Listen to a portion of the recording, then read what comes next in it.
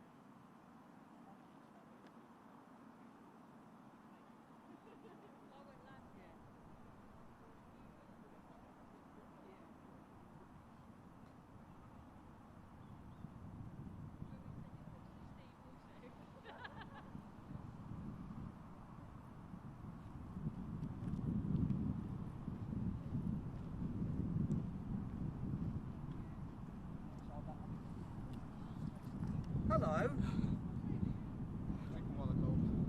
Oh, you hear on that?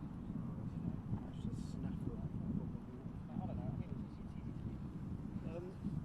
This battery. Yeah. I don't know what's wrong with it. When I plug it in, you press the button. So that it doesn't like it at all. It just flashes a red light. It won't charge it.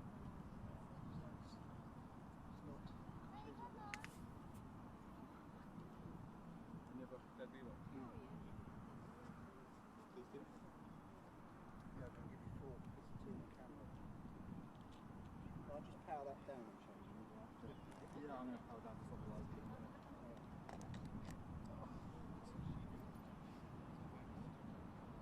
Are you playing direct?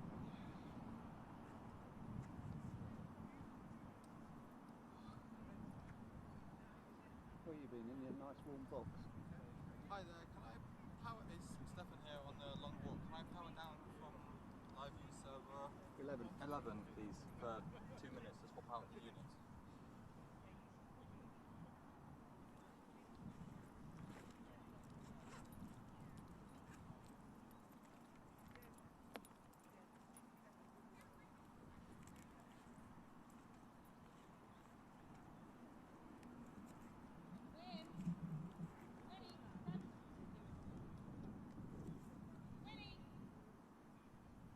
Yeah.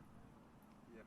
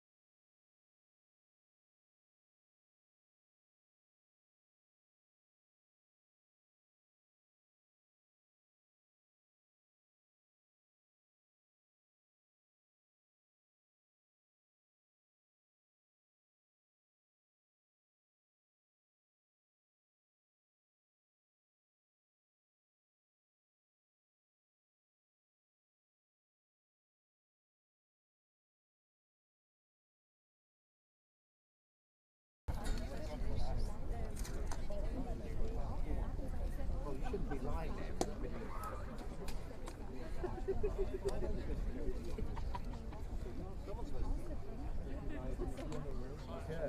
You'll be in a box next.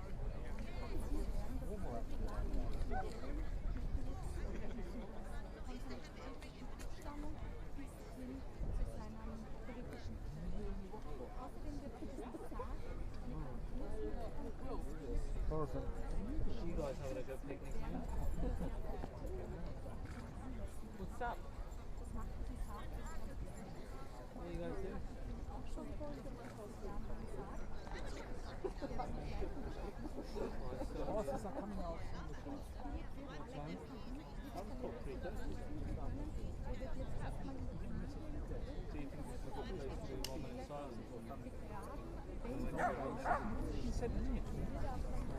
Just send her one.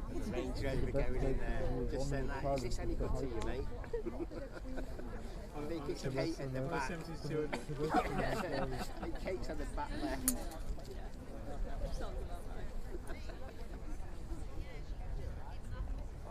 I think Kate's probably bring that.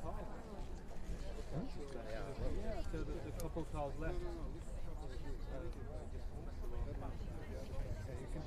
It's mad, isn't it? How desperate Yeah, they are for on car shops, and then in 2,000 mil. 1 hour's time, they're all going to be just Get to You have a PKs anyway. Well, you have that, man. and just The problem. no half time while it's here, is there? There's no way. I think the only one who dared to use it was Dylan. The problem. It's like a... Yeah, it's much bigger. Yeah. How many is it? Victoria's in the chat. That's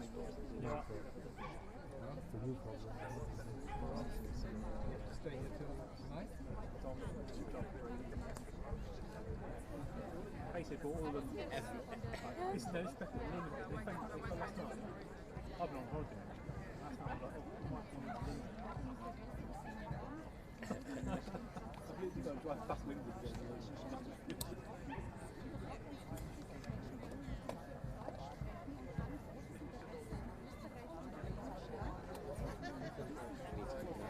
Want to hear the music? Yeah. So when all the soldiers go in, that's when the thing goes in.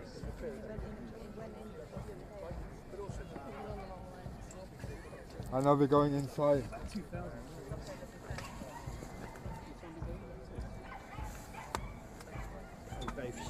We're not coming out here, huh? Don't worry. Both shoots. It's not very together. Both will miss. No, we're going inside.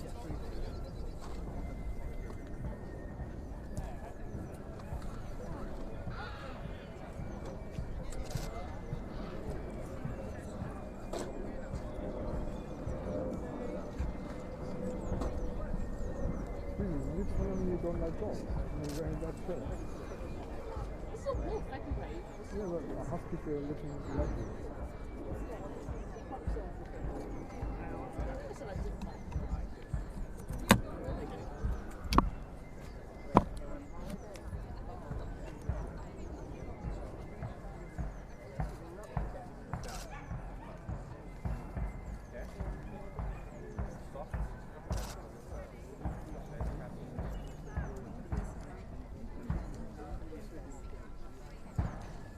Stand up for this. Just prepare myself a bit more.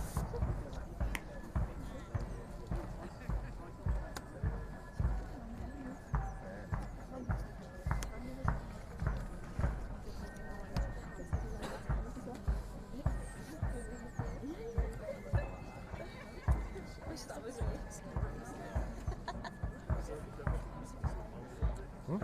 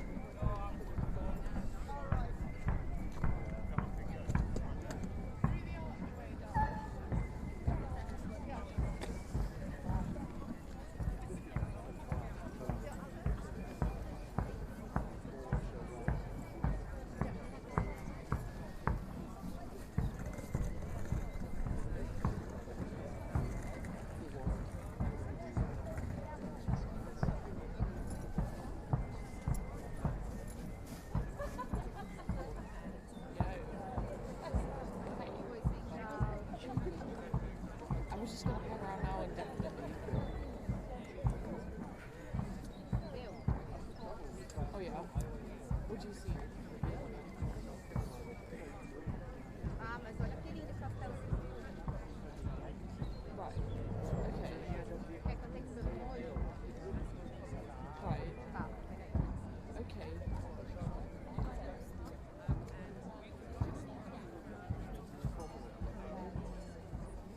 Just in case. Yeah. Okay.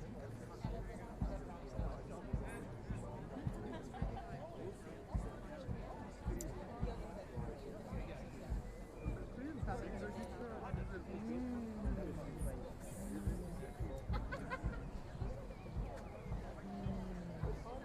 Good point. Yeah. Okay, cool. I'm gonna go down that there. Just in case. Deixa eu ver. A gente só ajeita a luz Yeah, lá yeah. e depois. Só pra velocidade. Yeah. Yeah, that's good. Yeah. Cool. Alright, dude. So sorry. I'm gonna go to Ben reckons maybe because they closed all the roads out there. Maybe the soldiers might march from that barracks there into the castle and just like the Victoria statue. So yeah, I'm gonna do that. Can you just like film some colourful things? And then we'll put it all together later. Yeah.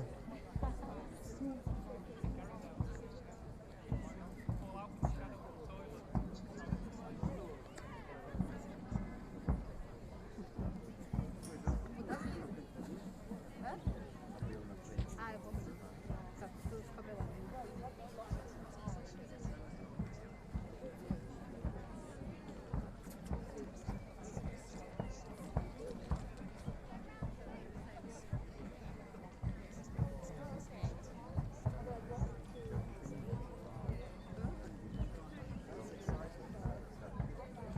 Vou sair.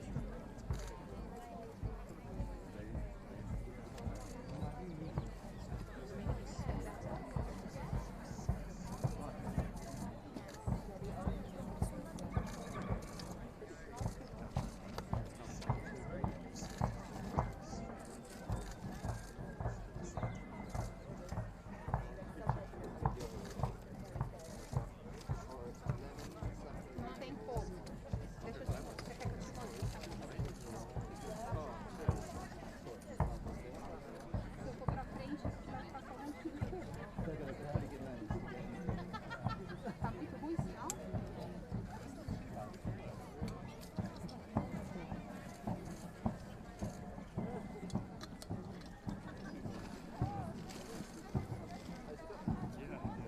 Bom, eu posso ir junto e fazer o link com um monte de grama no fundo, se vocês quiserem. Vai perder o fundo.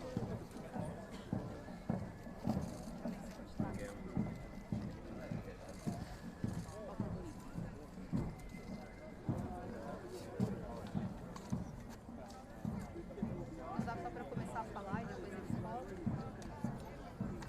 Estão montando o grupo,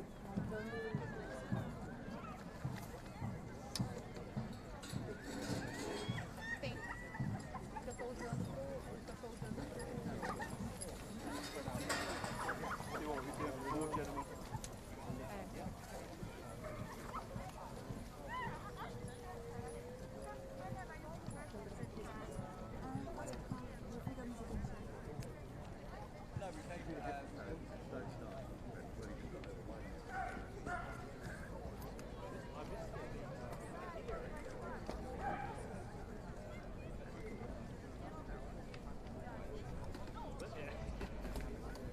Rodei. Espera o seu hotspot.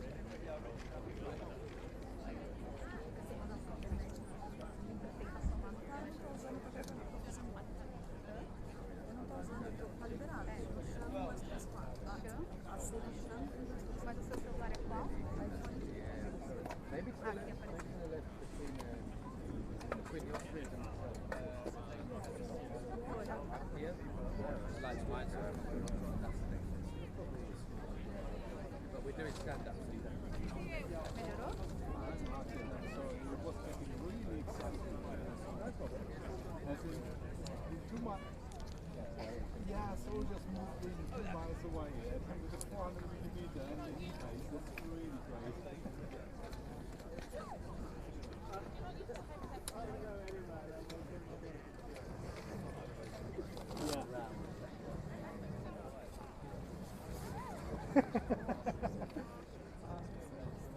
I thought so as well. I thought so because that is.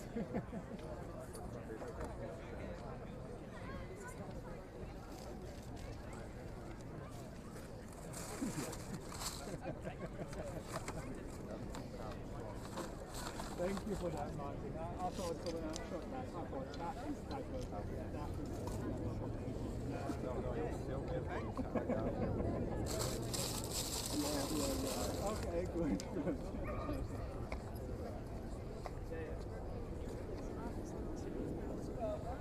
Ciao.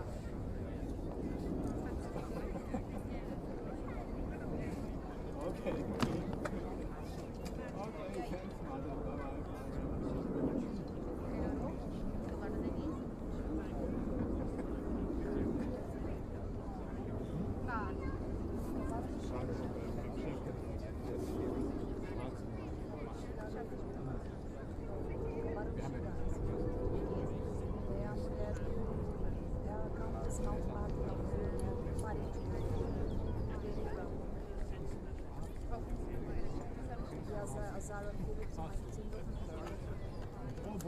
Bye-bye. Thiago, tá rolando aí a internet?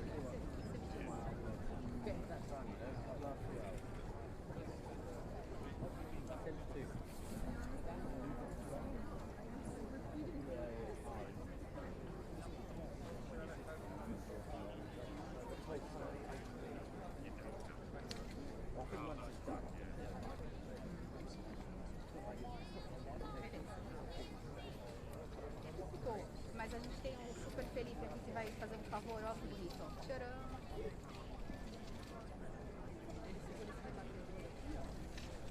Tá bom assim, né? Beleza. Só que até a hora do link vai ficar, ele vai parar de fazer isso, ele vai ficar com o dedo no braço. E aí depois que ele for entrar, vocês me avisam que ele faz isso.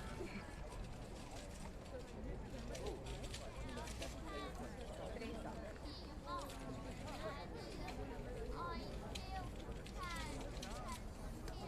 Você abaixa o volume pra mim, por favor?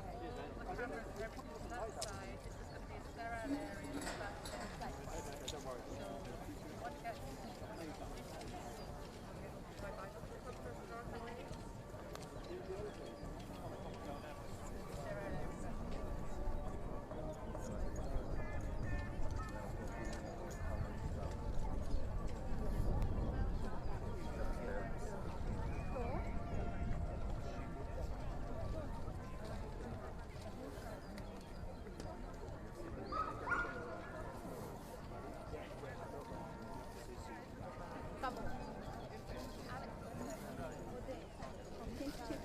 Chegou, é a mão do papo, né? Que é a melhor amiga do né? E tem mais. Try to come back.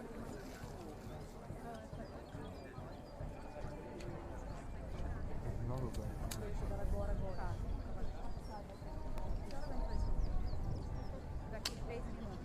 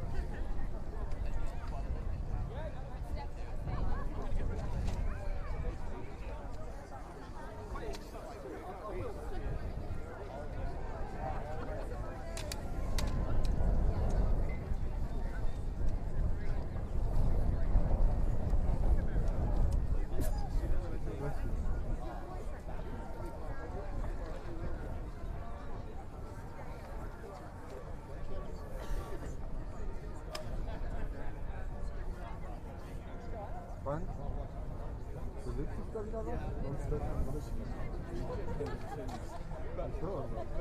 sind noch andere Gruppen stehen, die kommen gleich wieder. Kommen noch mehr.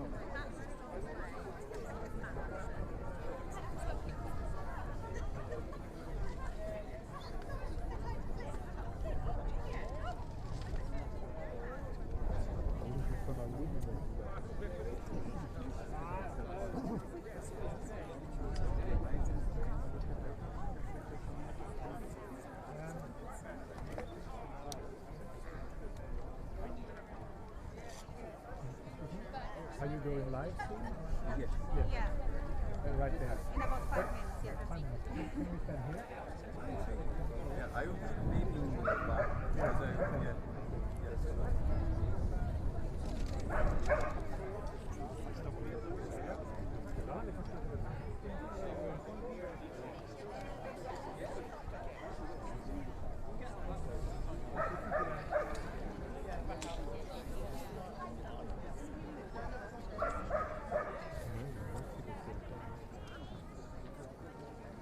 I thought it's going to be more because there's nothing to do.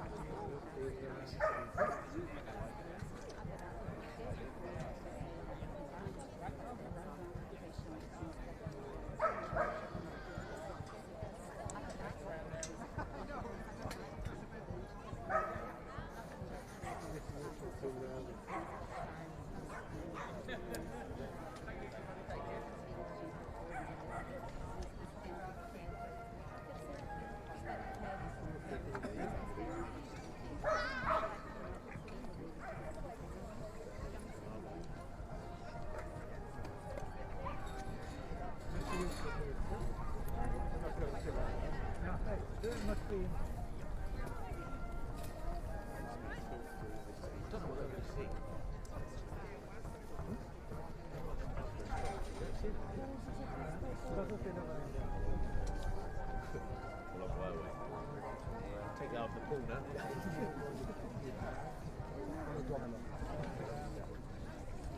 Var det ikke valgt der også? Eu acho que vou ver aqui sim. Ja, da visste vi liksom...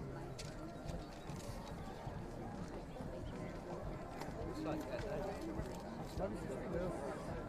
From the going between, yeah.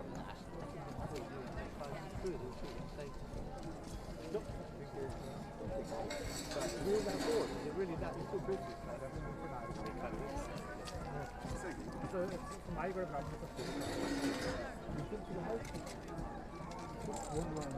It is, yeah. I did kind of expect it. Oh, Buckingham Palace on Friday. Dead. The day he died. There was no one. You saw the chop. You did a bit. That's because it was the weekend. Det kan hende det kommer til seg Bothered me. igjen, så skal jeg på at det skal komme. Look at. Did you have fun? I don't think it's a reverse.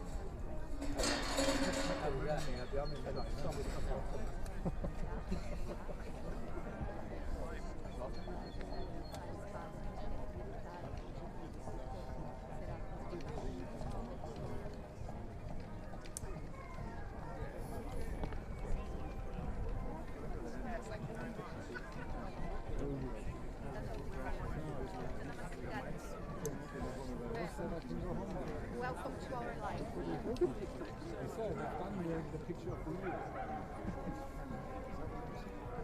Better than liking to remember in there. Remind you. Ja, dat is wel man wel.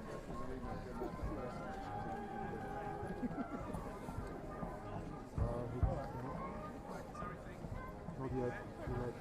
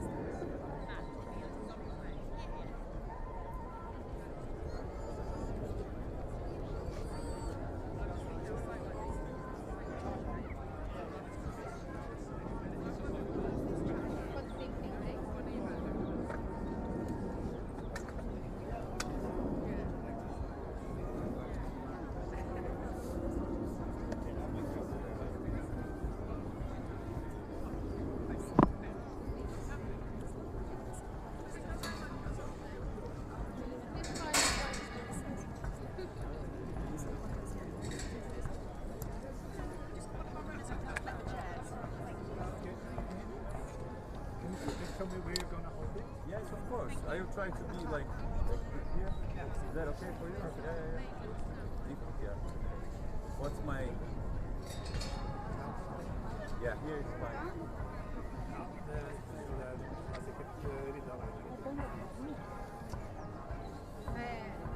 Acho que é. Vamos falar banda militar.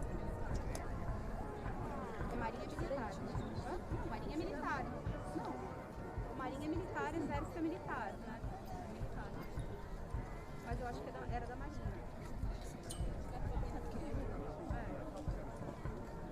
Eles falam Marshall Band.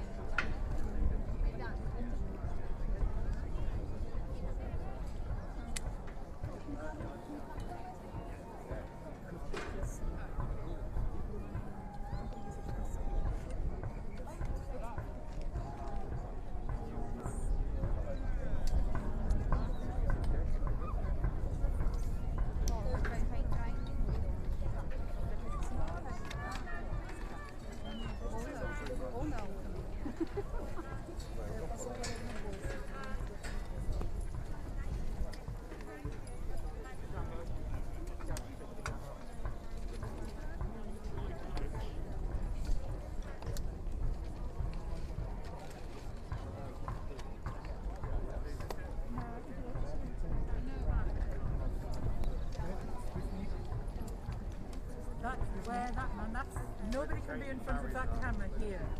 All the cameras, all the tripods need to go back. This is the first camera. I have a live in 1 minute. You have a what? A live in Sorry. And how long are you going to be on for?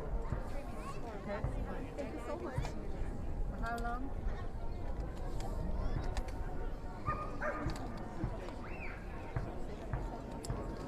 The sort of beginning of the end, and one of the last people who served in World War II, who was in the Royal Navy in World War II, Navy rather, and we're beginning to move away from this generation. And of course, his life was taken up with traveling across the whole world. He was the consort to the Queen, who was the head of state for multiple nations. And I'll be keeping an eye out to see how the Queen, who has helped plan every detail of this funeral today, what kind of choices did she make to try and honor her husband and their long marriage, and what will that say about the state of the royal family today? Thank you, Hannah. Let's bring into the conversation now Amy Gutman, who's reporting from Windsor Castle this morning. Amy, welcome. So let's talk about where you are. Of course, Windsor is this massive estate outside London, home to members of the royal family, and it's the location of St. George's Chapel, where Prince Philip will be remembered today. Tell us about this complex where you are. It is rather like a compound. It's a 13-acre estate, a vast estate that also encompasses the Great Windsor Park. This is, of course, where Prince Philip and the Queen usually would spend weekends, typically. Over the last year, this has become their mainstay residence, obviously with almost no public appearances to speak of. So they spent most of the last year camped out here. Interestingly, this was Prince Philip's favorite residence of all. So it's fitting that this is where he died, and it also explains why the Queen very much wanted him to spend his last days here and nowhere else. And I referenced the park earlier. It's interesting to note that it was Prince Philip, who was decades ago appointed ranger of the park, who decided that the park should be opened up to the public so that everyone could enjoy this natural land.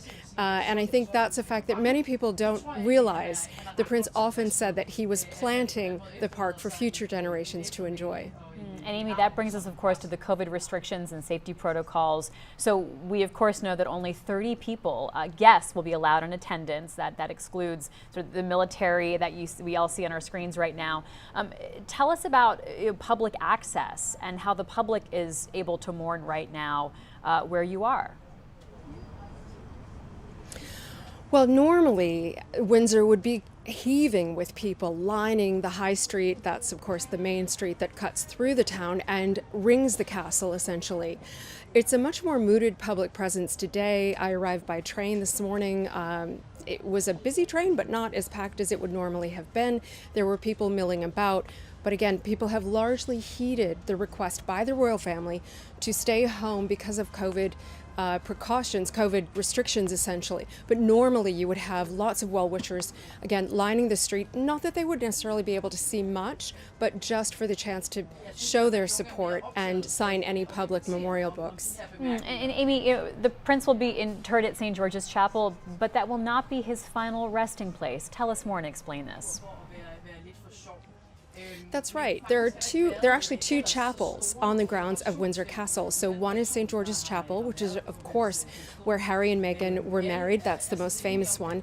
And that is where Prince Philip's body will be interred today. But there's also a smaller, tiny private chapel much nearer to the castle. And that's where Prince Philip's body will be transferred when the Queen dies, so that they can, their bodies can be interred side by side together. And of course the Queen Mother is buried there along with the Queen's father and the Queen's sister. So that's more of a private, personal memorial chapel for the royal family. You know, in a way, Amy, that's almost symbolic, it seems, of the way Prince Philip lived his life. I mean, waiting to find your final resting place until your spouse dies and is buried as well. Talk about the relationship that he, was seen to hold with the Queen as well as the British people. What was so unique about the Prince was that he really took his role very seriously. It never bothered him that he was the husband of the Queen. It never bothered him that he was sort of second fiddle to her. He embraced his role. He embraced the opportunity to devote his life, which he really did, to service. He personally did more than 20,000 engagements all by himself. That's solo. So that's not including any of the public engagements as part of the royal family or alongside the Queen. Those were strictly engagements he conducted on his own.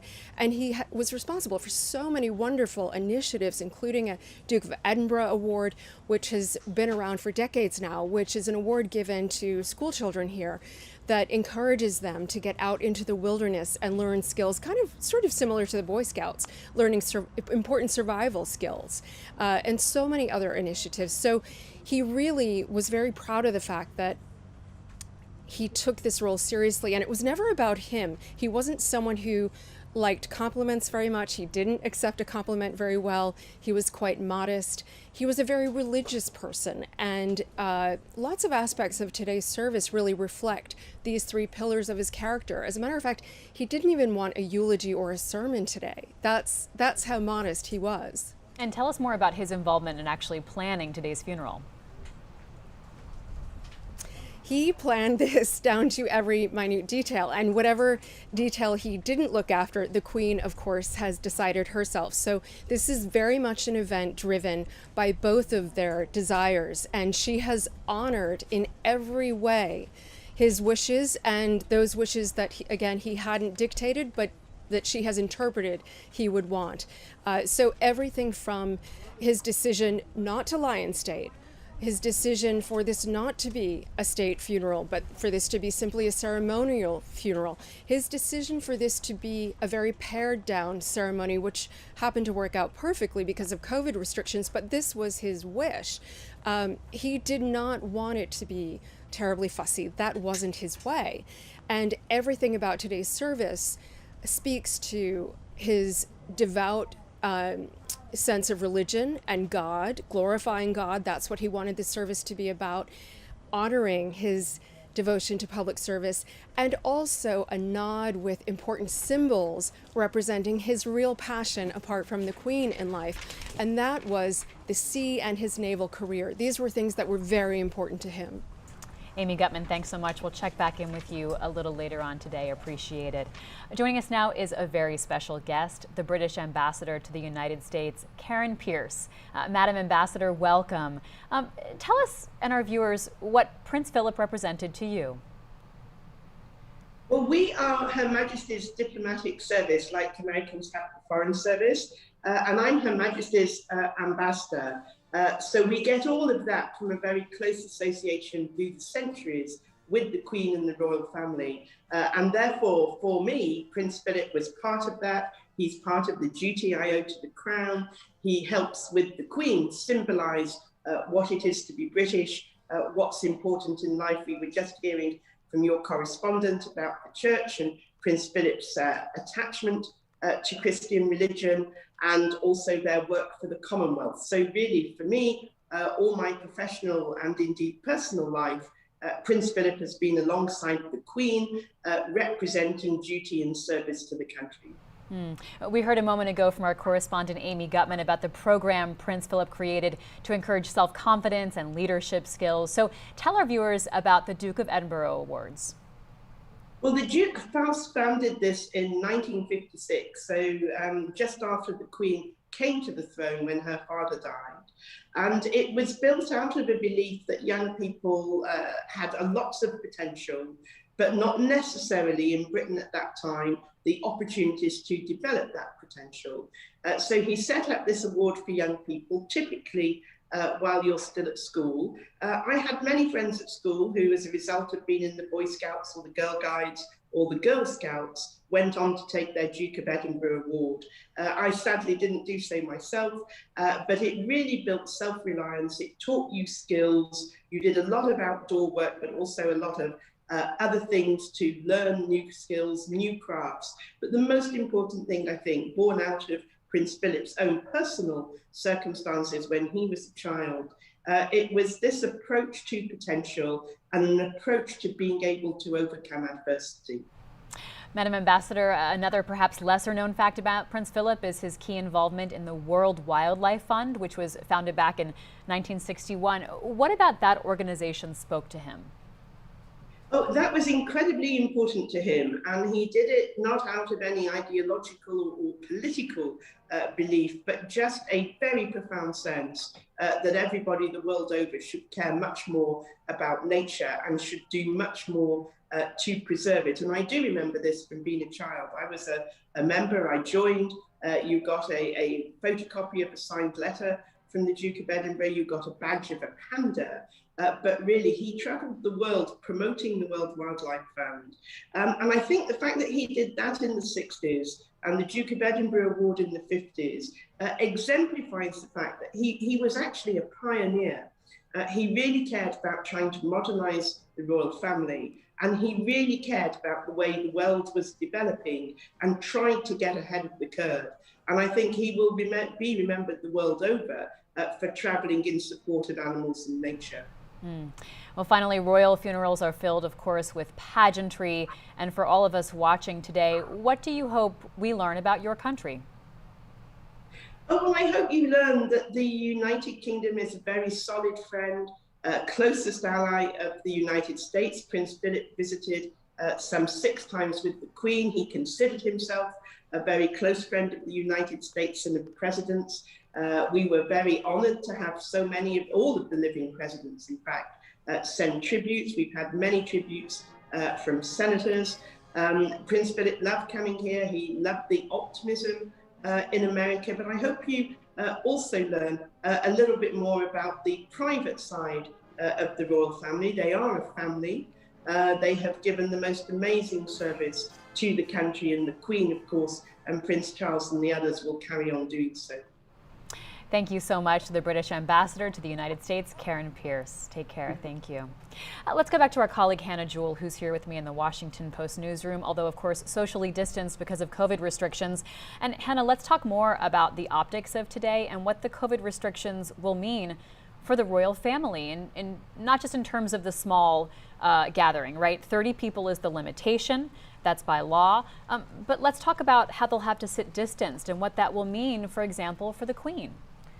Well, of course, the royal family are unlike any other family in Britain or perhaps the world, but in this regard, they are going through something that tragically so many British families have had to do, which is attending a funeral for a beloved family member that either they could not attend in person earlier or is limited in this way. And Britain has had one of the, at times, the highest death rate in Europe and at one point in the entire world. They were really struck by a devastating wave over the winter and after Christmas.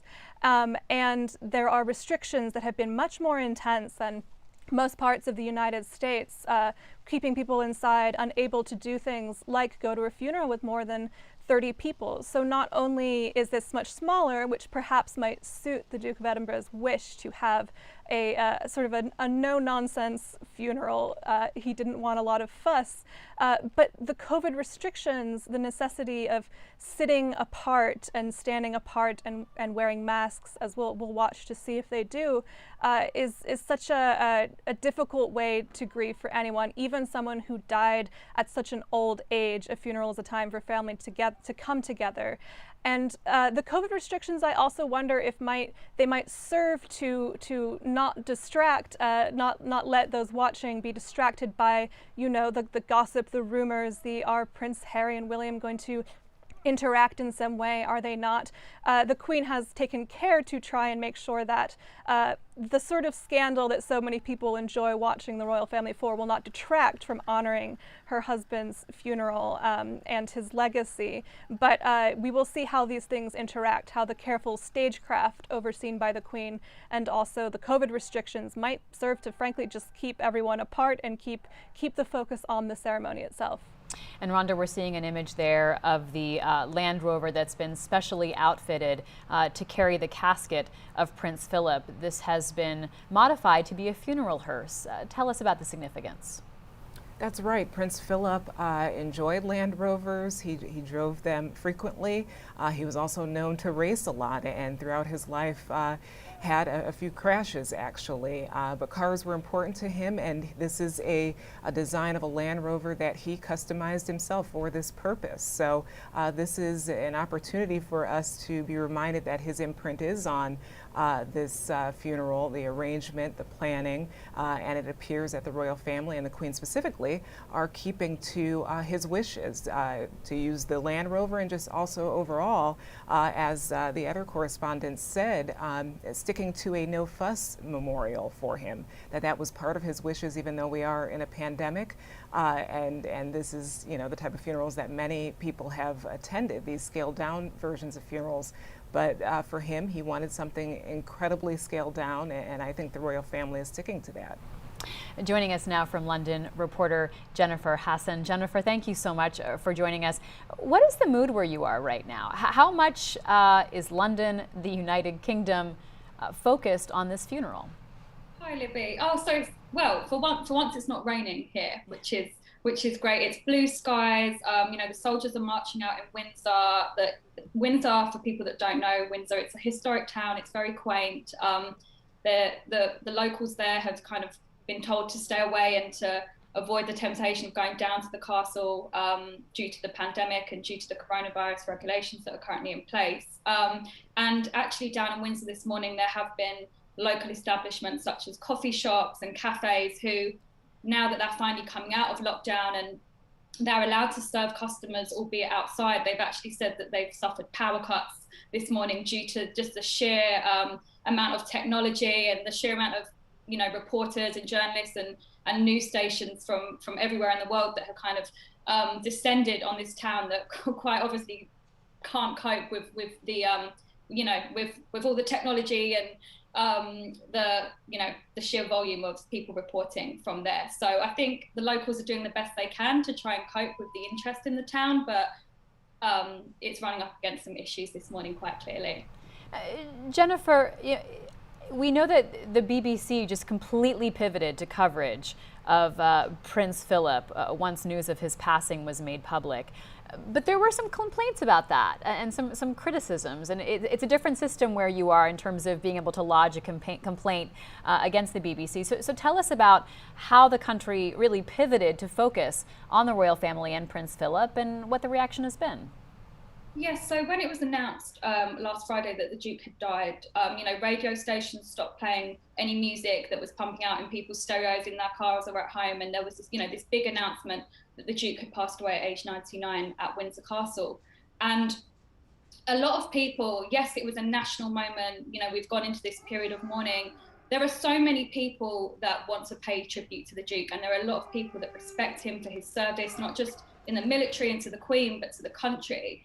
But then again, there are quite obviously some people who were not too happy to have the MasterChef final, which is a cooking show here, rescheduled and cancelled at the last minute, and their gardening programs, etc., were cancelled, and they were just inundated with back-to-back footage on the BBC of tributes to the Duke. And I think the BBC in total received about 110,000 complaints from people that were just saying, this is too much. And there were also many people that took to social media and they noted that the BBC was actually running mirrored coverage on 2 channels. So, you know, there were people that said, well, we understand that this is a historic moment.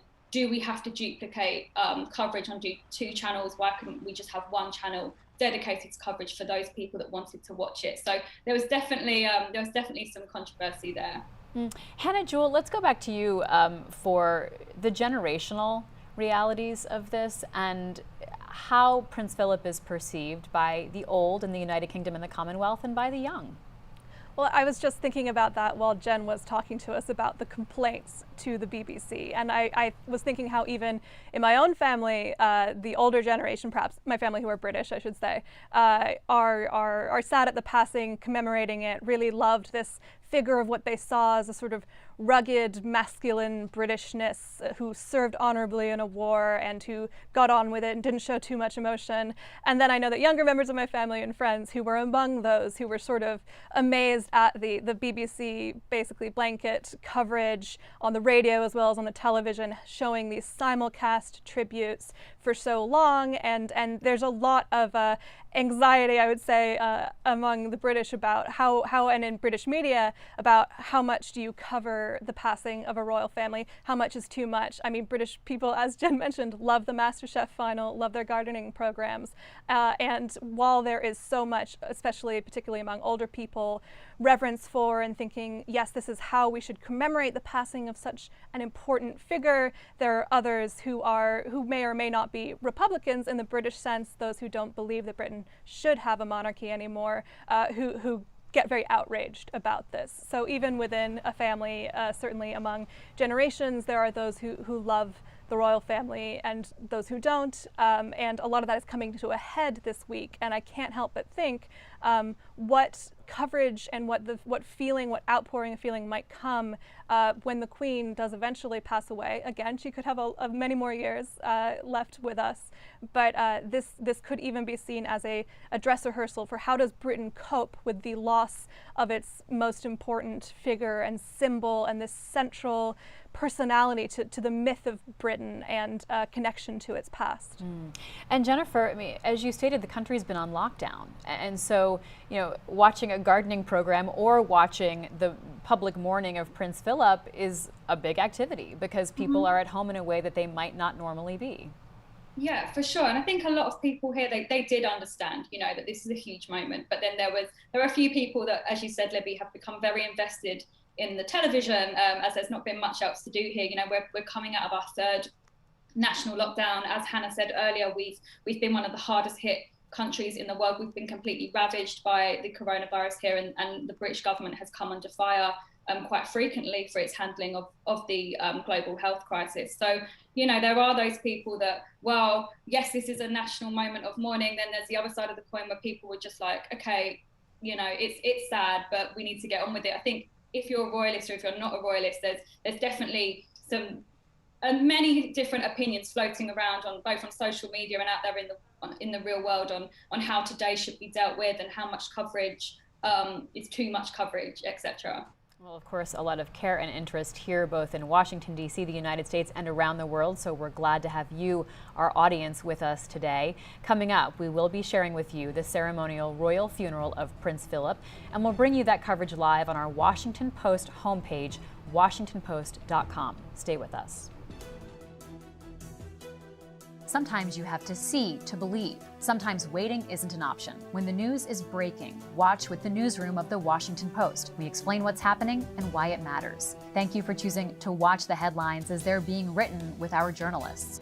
You can subscribe with a special offer at WashingtonPost.com/watch. Subscribing through that link lets everyone here, from the front lines to the control room, know that you care about our continued efforts to inform the public, protect the First Amendment, and foster a healthy democracy. We could not do this without you.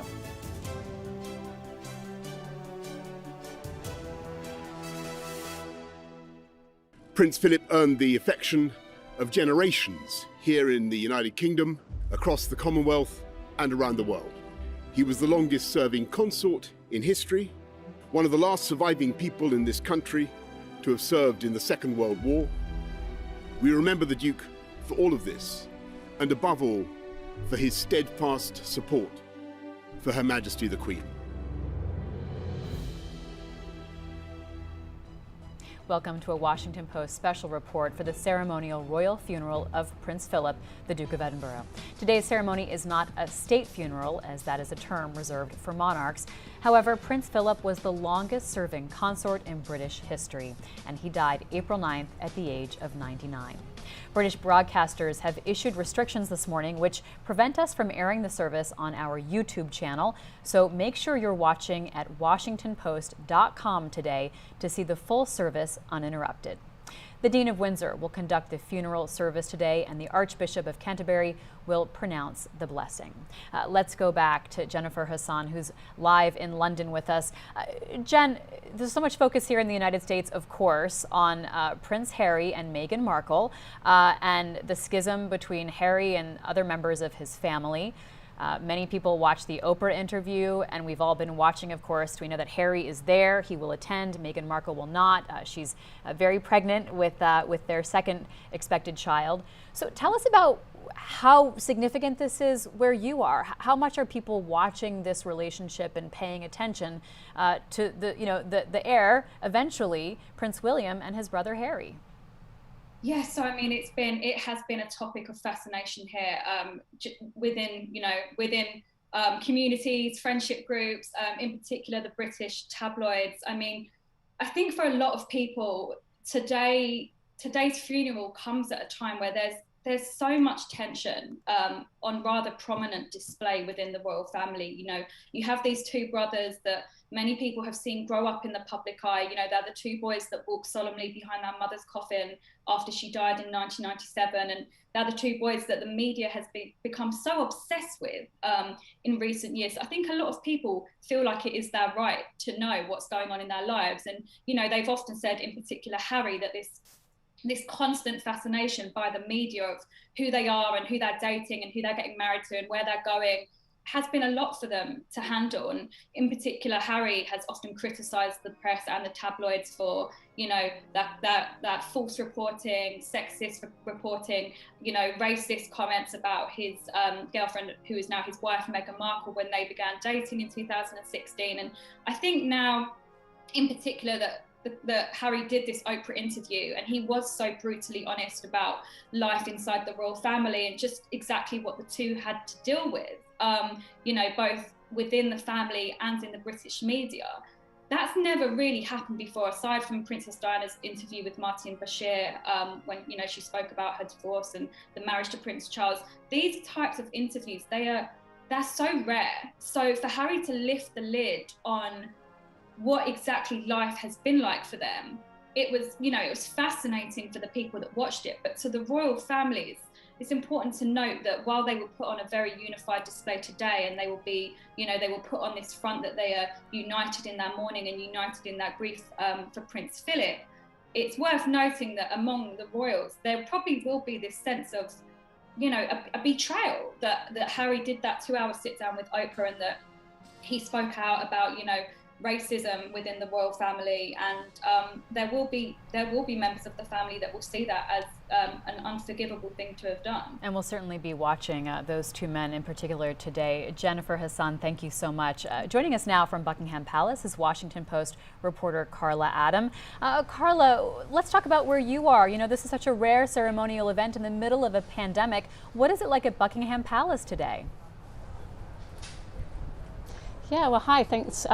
Great to join you live from Buckingham Palace. It's a sunny spring day, and you know, it's really just quite remarkable. I've covered many royal events from Buckingham Palace here in central London, and also Windsor Castle, and this is really like no other. I mean, and if it was normal times, you know, you'd expect thousands of people on the streets. Of course, these are not normal times. As Jen was just saying, you know, Britain is coming out of its third national lockdown, and the police and the government and the palace have told people don't come down to royal residences. You know, they don't want people coming here. If people want to watch the funeral, they're encouraging people to do so at home, on the television, or listen to it on the radio. And they've been saying that since the prince died on April 9th, and yet still people do come. I'd say there's probably a couple hundred people here. I've spoken to several earlier this morning about why they've chosen to come down here. There's a bunch of signs right outside the gates of Buckingham Palace that tell passersby not to leave floral tributes. Right next to those signs there are floral tributes. And like I said, this has been happening ever since his death, and regularly courtiers sort of scoop up those floral tributes and messages of condolences and take them back behind castle walls, behind palace gates, and put them on display for the royal family. But they don't want people coming down here. People are still coming down here.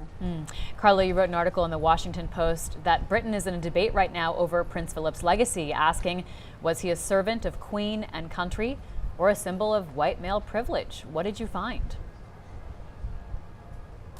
Yeah, I mean, I think his legacy is complex, and it probably depends, if you're a monarchist or if you're a Republican. But his detractors, would say that he is a symbol of white male privilege. They may argue that. They also point out he's a symbol of the British royal family that has, can draw its lineage back to the time of empire and all the complications there with colonialism. And some of his detractors also point out his how he's has a history of being outspoken and his gaffes, which some people say are funny and amusing. Other people say can be perceived as being derogatory or offensive. I think that he's obviously his children and his family hold him in very high regard. If you just look at the tributes that they've given to Prince Philip over the past few days, they're very affectionate. I was also really struck by how MPs they were on Easter break, and they came back to Parliament a day early, and they paid tribute to Prince Philip in this marathon session in Parliament for 7.5 hours. And the one thing that sort of caught my attention over and over again was how many lawmakers talked about his service to the country and to the Queen, but also specifically they talked about the Duke of Edinburgh Award. This is a youth achievement award that he set up in the 1950s. Millions of people around the world have done it. It's in 140 countries. 6.7 million Brits here have done it. Many MPs talked about their experience doing it. I think most Americans probably have never heard of it. But it's this youth achievement award. There's an outdoor component. There's a volunteer and service component. I spoke to, for the article you mentioned in today's paper, I spoke to a young chef who was the first Briton to do the Duke of Edinburgh Award at the bronze, silver, and gold levels while he was in prison. He was 18 years old. He did the award, and I asked him if doing the Duke of Edinburgh Award, or the DOE as it's called here, changed his life. And he said, no, it didn't change my life. It saved my life. And for the skill component of the award, he learned to cook, and now he's a chef. And he said also it just gave him tremendous confidence and resilience. And so millions of people around the world have experienced doing the Duke of Edinburgh Award. And I think in terms of the enduring aspect of his legacy, it's probably this award. Carla, thank you so much. Really appreciate you joining us today from Windsor. Thank you. Actually, she was at Buckingham Palace, excuse me. We will talk in just a moment to one of our other colleagues, Amy Gutman, who is at Windsor, where, of course, everything will be happening today. But first, I want to bring Rhonda Colvin back into the conversation. We were just hearing from Carla about the Duke of Edinburgh Awards and how they're not just in the United Kingdom, but really all throughout the Commonwealth, Rhonda. Let's talk about the relationship that Prince Philip had with those Commonwealth nations. Well, according to the palace this week, they tweeted out so many photos of times that he went on royal visits by himself, solo visits to Commonwealth nations that were once under British rule, but now are a part of this Commonwealth organization that still has close and friendly and diplomatic ties to Britain. He went as somewhat of an ambassador of the royal family and for the UK to these Commonwealth nations over 200 times in his more than 60 years of being the prince and the consort to the Queen. So he did keep a very close connection to these Commonwealth nations, and that of course is something that many members of the royal family do. They all travel extensively, but because of the length of time that he was in that role, he seemed to tally up many visits to these nations nations and extending those or establishing those ties between the monarchy and those nations. I mean, Hannah, it is fascinating to think about the longevity of Prince Philip and, of course, Queen Elizabeth and how they saw the transformation really from the British Empire to what we have today, Hannah. Certainly, they both, and Prince Philip also really embodied these 20th century lives. And in fact, I was just thinking, as Rhonda was speaking there, about the fact that they were actually on a Commonwealth tour in 1952 when they learned that King George VI, Queen Elizabeth's father, had died. They were in Kenya. They were in a hunting lodge, sort of quite remote and unable and a bit unprepared to react to this. And at that moment, they were living this glamorous life of being royals, obviously wealthy, traveling all over the place, thinking that they would perhaps have a few decades even to continue in that life before Queen Elizabeth would have her coronation and take control as the monarch and the sovereign. And so that was sort of a shocking moment, particularly to Prince Philip, because it meant that that would be the end of his career in the Royal Navy and that he would have to take up these official duties, which certainly at first he had a very complicated relationship with. This was the 1950s. This was a time when it was shocking that a man couldn't give his last name to his children because his children had to take the name Windsor, and that was something that he, at least at first, sounded a little resentful of, and of course grew into the role over time as he took up more duties, including that travel. But to speak to your point, that they've seen the transformation of Britain from coming out of World War II, having its empire fall apart either through peaceful or less than peaceful independence movements across the world, and the Commonwealth is sort of like a remnant of that is more now a cultural organization, more something devoted to, people love big sporting tournaments. They have Commonwealth Games. They're united by the English language, but countries in that range from the Commonwealth realm, those who still have the Queen as their head of state, and other former colonies of the British Empire, they range from Canada to places like India, Nigeria, where there were where independence was taken as opposed to granted by the Queen. So it's sort of a complicated history there, as Britain has tried to come up with a new role on the world stage that is not a place that, a violent empire and that extracts resources from the world, but rather something that is now seen as more wholesome than that. Mm-hmm. But of course, Britain has a very complicated relationship with its history and its empire. This is live coverage from the Washington Post. I'm Libby Casey, and I'm joined by Hannah Jewell and Rhonda Colvin. I want to remind our viewers on YouTube to please go now to the Washington Post homepage, as British broadcasters issued restrictions which prevent us from airing the service on our YouTube channel.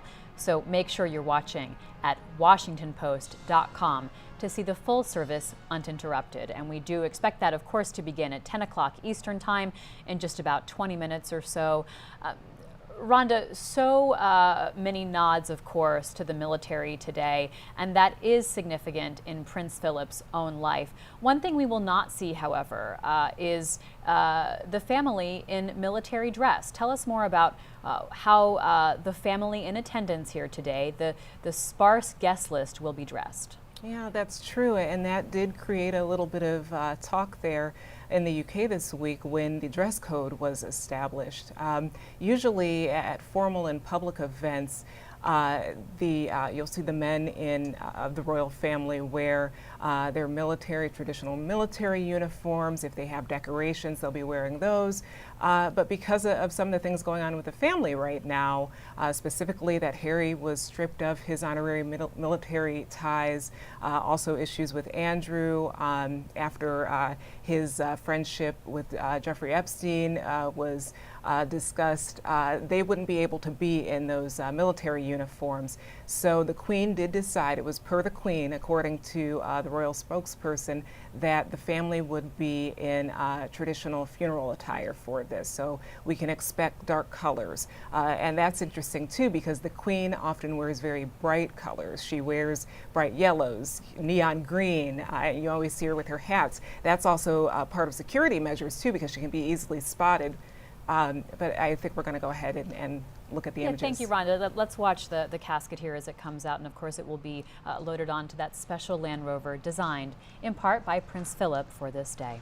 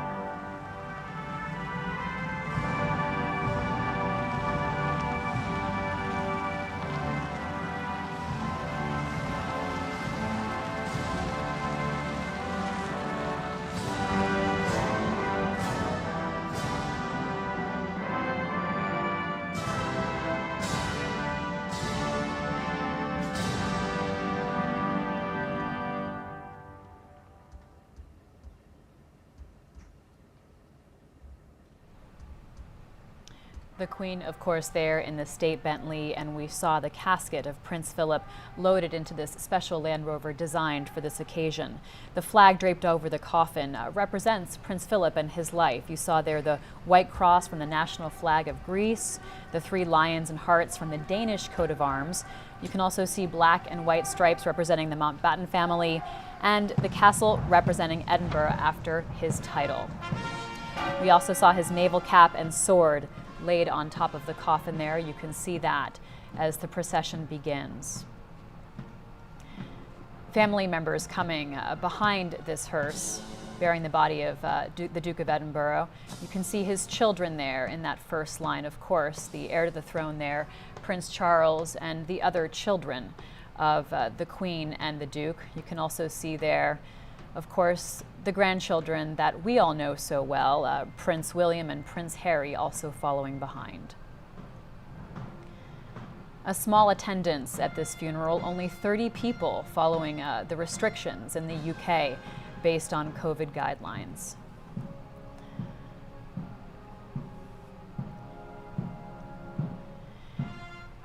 Hannah Jewell, as we watch this procession go forward and we see the family members here, such a somber and serious day, of course, for all of them.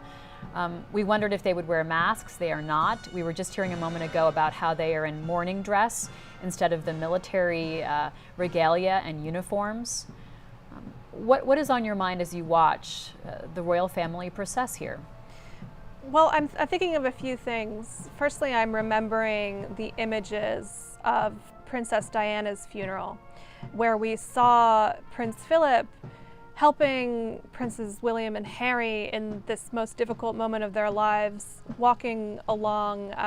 I know that Prince William is said to have been uncertain if he wanted to follow his mother's coffin and in this procession, and he was encouraged by Prince Philip to do so. And there we can actually see the princes who are being separated by a cousin of theirs, another grandchild of the Queen, which was meant to sort of draw away attention from people's gossiping and wondering if they are feuding, if they are not, how their feelings are after that incredibly, so the earthquake of the Oprah interview that he did.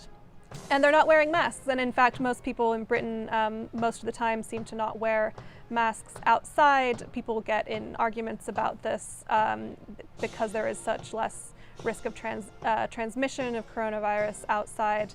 I have seen actually events that the Queen was at in the middle of last summer when they haven't done many events, but she also going places without masks.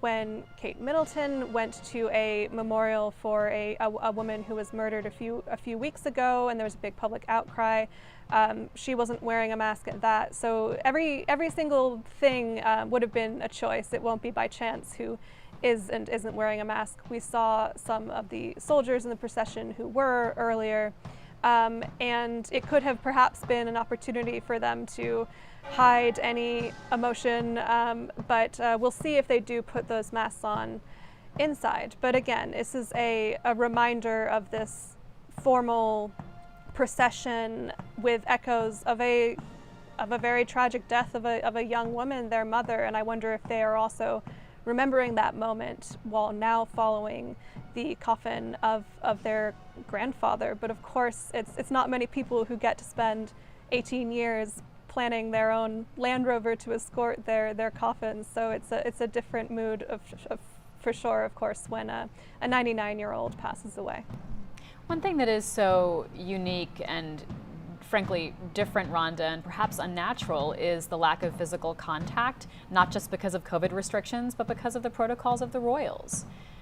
If I think of funerals of loved ones in my life, even if they were quite old, there is such a comfort in hugging and holding hands and being together. And it's both not what's allowed right now, really, but it's also not the way they do things, Rhonda. Yeah, that's true. Part of royal protocol is that you don't show affection in public events. So I don't think for us Americans who are familiar with some of the funeral rituals here, it might be odd to see that no one's there to comfort the Queen or pat her shoulder or offer a tissue or anything. That's something that you will likely not see. But that should not overshadow the fact that this is a family. And I've been thinking about that Meghan Markle interview with Oprah, and there was a bit of an outtake that they played during, I think it was right after one of the commercial breaks, and Meghan Markle told Oprah that she had just called the Queen to just check in and see how Prince Philip was doing. This is when he started getting into some ailing health and had been hospitalized. So that sounds very normal for us, for somebody to pick up the phone and call the grandmother and ask how the grandfather is doing. And I think there are some familial ties and experiences with this family that we just don't see. But of course, because of COVID, because of royal protocol, you likely won't see any outward expressions of grief during this service. But that's not to say that it won't be happening behind the scenes or discussed later on when they're together as a family. Let's talk about who is following the hearse. You can see there Prince Charles. Also, of course, we saw Andrew and Edward and Princess Anne, all the children of the Queen and the Duke of Edinburgh. We see the grandsons, Princes William and Harry, who we all recognize well as Hannah reminded us, Princess Anne's son, that's Peter Phillips, who is there as a bit of a buffer. That's how the Queen has structured it. Other members of the family, and then the Duke's staff following behind. And as we're seeing this procession, the route is lined by representatives from the Royal Navy, the Royal Marines, the Highlanders, and the 4th Battalion Royal Regiment of Scotland, and the Royal Air Force. We saw there, of course, Camilla, the wife of Prince Charles, a moment ago. Hannah, what does this transitional moment mean for Queen Elizabeth? What does it mean both in terms of her personal life as well as her ceremonial duties? In terms of her ceremonial duties, it just means that she won't have her husband there, her consort there, to support her through these sort of relentless duties that the Queen in particular, but working members of the royal family are tasked with taking up. And so that is, she just won't have that person there who was the one who would often, break the ice. While she can be reserved, he was jovial, sometimes to his detriment and making off-color comments, but was someone who is celebrated among those who love the royals in Britain for having a dry wit and for making a great speech and getting the room laughing, and as a sort of counterweight to the Queen, who has this responsibility and duty as the sovereign. And emotionally, it's sort of inconceivable to imagine being married to someone for 73 years, how strange it must be to when that person passes away, and how shocking it must be. Let's bring our colleague Griff Whitty into the conversation, Washington Post national correspondent who has served in our London bureau. Griff, what was it like to encounter Prince Philip? Well, I went to actually a garden party at Buckingham Palace a few springs ago, and at the time the prince was a sprightly 93 years old. And it's a very formal, sort of jovial occasion where they have a few hundred ambassadors and foreign journalists and other muckety-mucks come and just hang out in the king and in the Queen and the Duke's backyard for the afternoon. And I was struck at that event just by the fact that the Duke seemed to be genuinely enjoying himself. Whether he was or not, I don't know, but he seemed to be having quite a good time, and he worked the rope line for a very long period. The Queen sort of did her procession and then left. The Duke really stood there and chatted with people and was laughing with people, and he seemed to be having a good time. And it occurred to me that he had been doing this for over 60 years, and he probably does events like this several times a day. And this was his service. It was doing events like that over and over, every day, every month, every year, every decade. He did thousands and thousands of them. And this was really his service to his country. Griff, as we see the hearse pull up in front of St. George's Chapel, remind us just of the rich history of this chapel in relation to the royal family. Yeah, absolutely. I mean, this is, Windsor in general is a place that is synonymous. I mean, the family name, of course, it's right there. I mean, this is a place that is rich with history. It's the place where there have been weddings, there have been funerals. This is a place where the royal family goes in times of trouble. They, during the pandemic this year, of course, the Queen and the Duke did not want to be right there in the heart of London, so they spent much of their time at Windsor. And this is a place for the family to gather. It's also a very public place that we are so used to seeing from weddings, funerals, and other formal events through the years.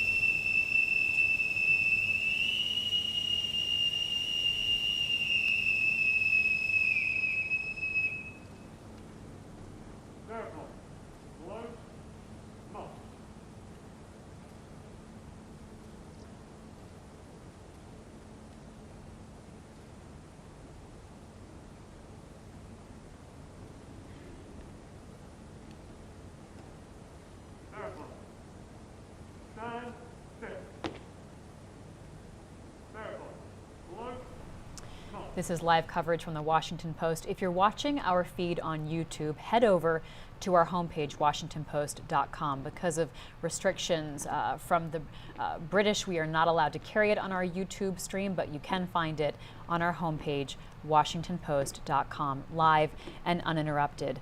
In just a few moments, there will be 1 moment of silence, a minute of silence in honor of the Duke of Edinburgh, Prince Philip, and then we will see the rest of the ceremony.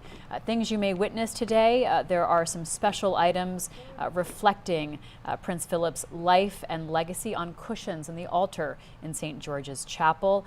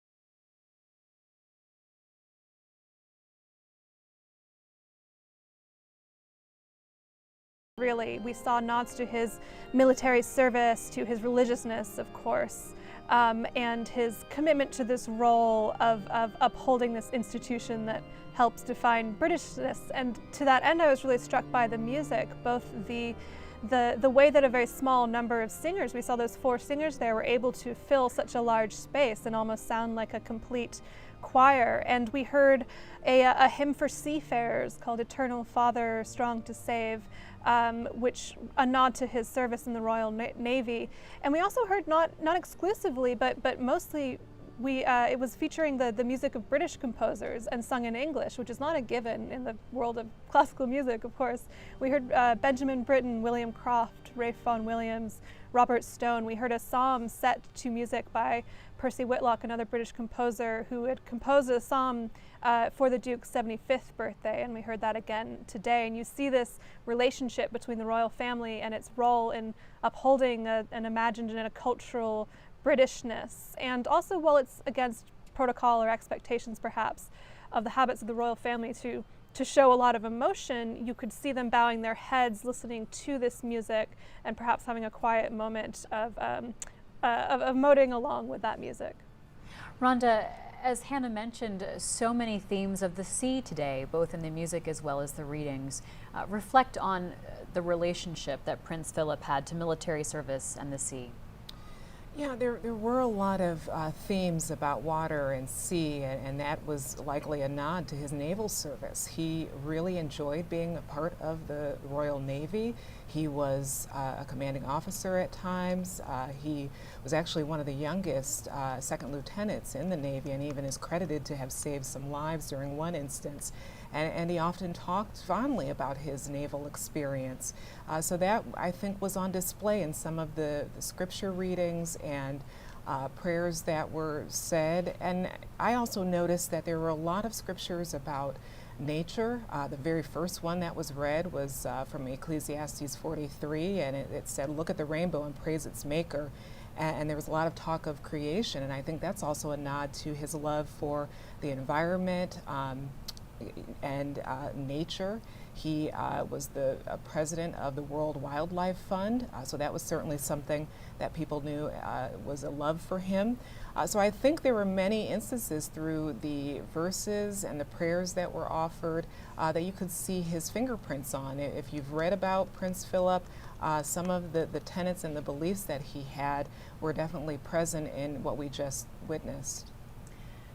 Hannah, let's talk about the Queen and what this moment means for her in terms of the transition of her life. You know, I was so struck as we were hearing the national anthem at the end and those words, you know, "God save the Queen," that are always sung, that this is her first moment publicly being without her husband, her helpmate of more than 70 years. Yeah, it was really something to see, even knowing with the COVID restrictions and the necessity of it and the nuclear families sitting apart. Seeing the Queen sitting apart was somehow still such a surprise and such a sad thing to see, because that was her nuclear family. She has this vast family that we know causes her troubles from time to time. She has great-grandchildren all over the place, but Prince Philip was her husband and her closest family member. And so she is still at the head of this institution. She is still in charge of managing the image of the royal family, of the events of the royal family. She has played this role during the COVID crisis of making one of the very few unscheduled speeches to the nation that she has ever made during her reign, and playing this emotional role for the nation. So it's unclear where she gets, who does that work for her, who does the emotional support for the Queen now in this moment after Prince Philip's death. And the Queen, of course, is departing in the state Bentley. We saw her wearing a black mask for coronavirus precautions. And when we initially saw her, she was escorted by a lady-in-waiting who sat with her in the state Bentley on the way to the funeral service. And this is the first time that the reigning monarch had been seen in public, Rhonda, since the passing of her husband. We can see family members gathered there. Just a moment ago, we saw Prince Harry, Prince William. So many eyes, Rhonda, of course, are on those two brothers. Yeah, and this funeral is coming so recently after that Oprah interview, and that the world watched and learned of the rift that Harry has seemingly had with his family. But he also talked about how he loves his family, his brother specifically, and we see them right now walking together. And I think we're all taken back to those moments surrounding their mother's death and how enduring those photographs were of them walking behind as young boys behind her carriage, carrying her casket. And even when the Queen Mother died, Elizabeth's mother back in 2002, they were walking together. And so they seem like a package deal to the world. So I think that's one of the reasons why this is so interesting, to look at their body language, to see if that the suggested rift that might be between them really exists, or are they putting family first right now? It appears that they are. But certainly the scenes of Harry and William were what a lot of people were tuning in to watch, and we are seeing them right there appearing as brothers. Hannah, we're watching the children and grandchildren of Prince Philip and, of course, of Queen Elizabeth. Some may be familiar faces, some maybe not so much to an American or global audience, but she has 4 children, and as you mentioned, so many grandchildren and even great-grandchildren.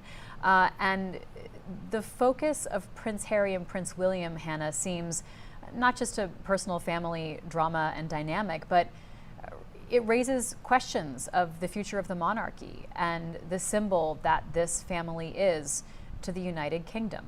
I've been thinking, watching them walk off and watching them together and chatting normally, that we can't lose sight of the fact of the fundamental unknowability of the royal family. And there is an industry of speculation and tabloid culture that is built up around them. We obviously learned more than we ever have before about the nature of those relationships in that interview with Oprah, and which has caused us to zero in on this and to see what that relationship is like. But at the end of the day, we have to rely a lot on speculation about these feelings. And it's almost a fluke of, primogeniture, patrilineal primogeniture, that we are here watching, why we're zeroing in and focused in on Prince Harry and Prince William and not Peter Philip, so not someone else. And if the king hadn't abdicated and put Queen Elizabeth's father in charge, there's all these sort of flukes of history and inheritance that have led us to this particular set of cast of characters and occasional dramas, which the British people are so focused in on, and people spend so much time consuming aspects of their lives that are very carefully curated by the palace itself. And that's actually something that Prince Philip understood, was the importance of television and bringing television to their wedding, his marriage to the Queen, and the importance of modernizing, if not culturally, modernizing in terms of technology, the royal family and the institution of the monarchy, and the importance of that to keeping the public interested and therefore consenting to still having a royal family.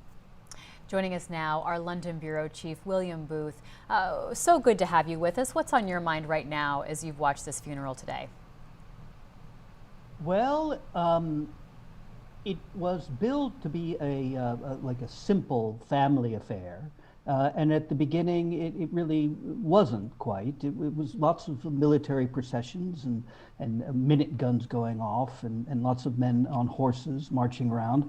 But when you went into the chapel, it really was this stripped down funeral. The royal family sat very socially distanced. It looked like a sparsely attended funeral for an unpopular person in the village, right? It didn't have lots of people inside.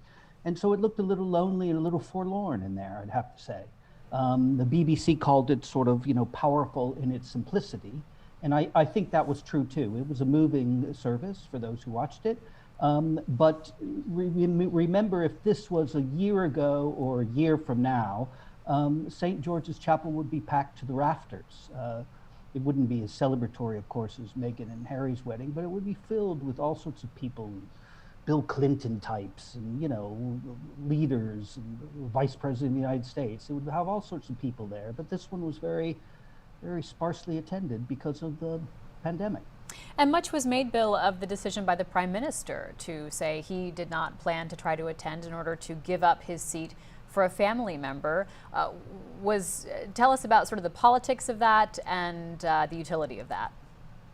Well, that was a smart move by Boris, because it would have looked odd, I think, just to have him there and no other sort of international figure outside of the royal family. So he made a good call not to go. You know, in any other funeral like this, his attendance would be, you know, mandatory. No vacation during that kind of a funeral. You sort of must attend. But I think he made a good move and a wise move by saying, well, he would give up his spot. He said it right away to one of the royal family or one of Prince Philip's close friends or associates who could attend. And it looked like most of the people, most of the 30 were actually family. One or two or three or four, you know, sort of friends, but a lot of sort of relatives or close relatives. And so I think Boris made the right call. You could have said, well, he could have attended as a representative of the nation. But think about it. You just watched it for the last hour and a half. It would have looked odd to just have Boris there in a mask next to the family. So I think that was probably the right call. You know, because of the seating arrangements due to COVID restrictions, you could really see sort of the family units, the sub-family units, really, right? You saw, of course, Prince William with his wife, Kate. You saw Edward, the Earl of Wessex, along with his wife and children. But then you had some of these people sitting alone.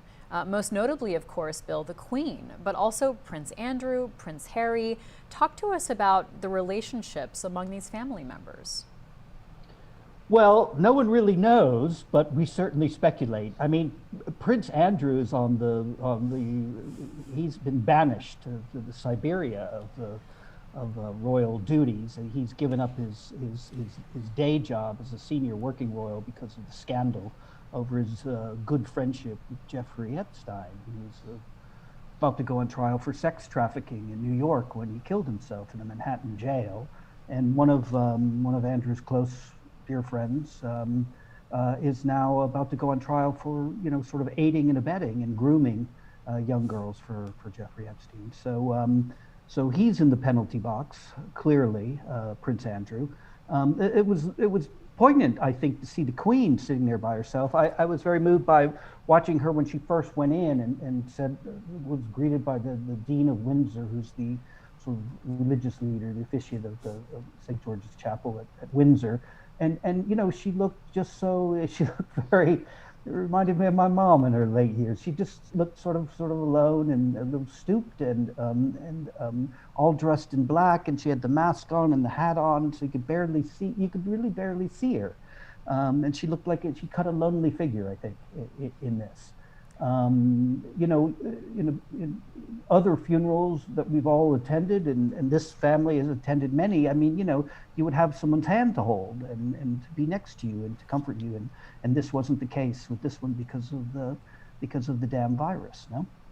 Our colleague Carla Adam has been at Buckingham Palace today, and she interviewed a man in his 60s who was going to pay his respects. And you know, he pointed out that he's been married for over 30 years, which is a long time, but that's not even the halfway point to the Queen and Prince Philip's relationship. And this man said that on his mind right now, and probably on the mind of many, is the Queen. Yes, I think that's true. Before his death, Prince Philip was a respected fellow and admired. If even people sort of made fun of him for his gaffes or didn't like him for some of his gaffes that were seen as racist or bigoted. But on all polling and all surveys, you know, the Queen pretty much tops the list, decade in and decade out. She's very well liked. We don't know what the Queen really thinks about a lot of things in any given day, except when we see, you know, a Netflix show of The Crown. It purports to show what she thinks, but we don't. The Queen is sort of a satellite, a distant moon. We don't really know what she's thinking on any given day, but Brits certainly love her. She's top of the charts here, and I think that fellow that Carla Adam interviewed at Buckingham would represent many. I think they have very deep, warm feelings for her. and her longevity and her service, or Christianity, all sorts of things. She's now alone. And I think it was one of her kids, it might have even been Prince Andrew, just said, the death of Philip left a huge void in her life. So we can imagine a la The Crown even, Philip and Elizabeth, Phil and Liz sitting in Windsor Castle having a gin and tonic at the end of the day, watching the BBC and catching up on things. And that won't happen for her now. She won't have him by her side. So she will be much more of a lonely figure, I would think. Hannah Jewel, tell us more about the family reactions that we saw, the statements that were put out, because of course, such sort of a normal event in their lives, or a normal reaction, but would be strange in many of ours, is putting out a statement after the death of a loved one. So tell us about the statements and the commentary we saw from the family about their father or grandfather.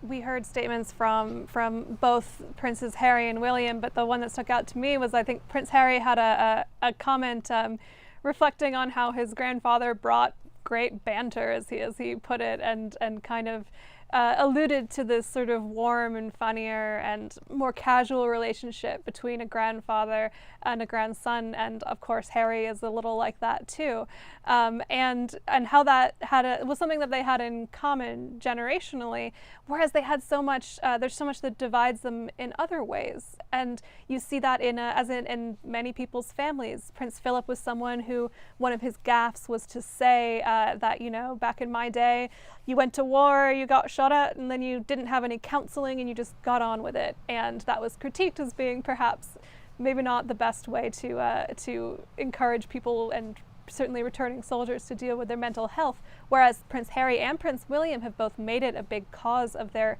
public lives to champion mental health causes and talking about it more, being honest about feelings and sadness, which is something that Prince Philip and his generation would perhaps not be open to. So you saw that despite that very different way of living between the grandfather and the grandson, that in his statement and in William's statements, you saw that degree of love. And of course, there's also been these statements that have come in from all over the world and world leaders, and everyone seems to have a Duke of Edinburgh story of something witty that he had said to them personally, and people really cherish those stories. Hey, let's go to Rhonda Colvin for more on that. Rhonda, there was obviously an outpouring from around the world, from royalty in some countries where it still exists, as well as from world leaders and those here in the United States. Yeah, that's true. All living presidents, from Carter and now to Biden, did make an announcement upon hearing of Prince Philip's death. Nancy Pelosi made a statement on behalf of the House.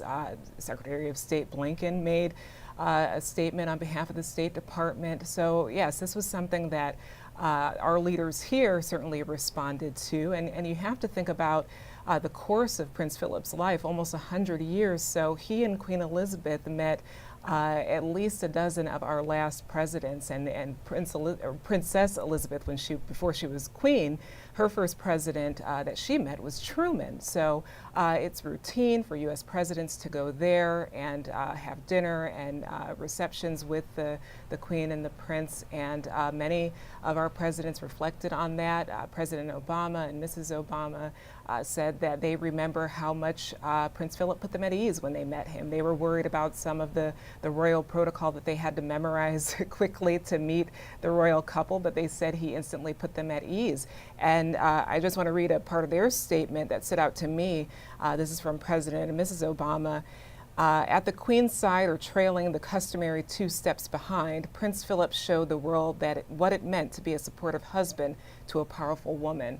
So they certainly took a part of his legacy as the fact that he was this quote, alpha male, as his biographer has said he was, in this beta role where he was always literally 2 steps behind a powerful woman.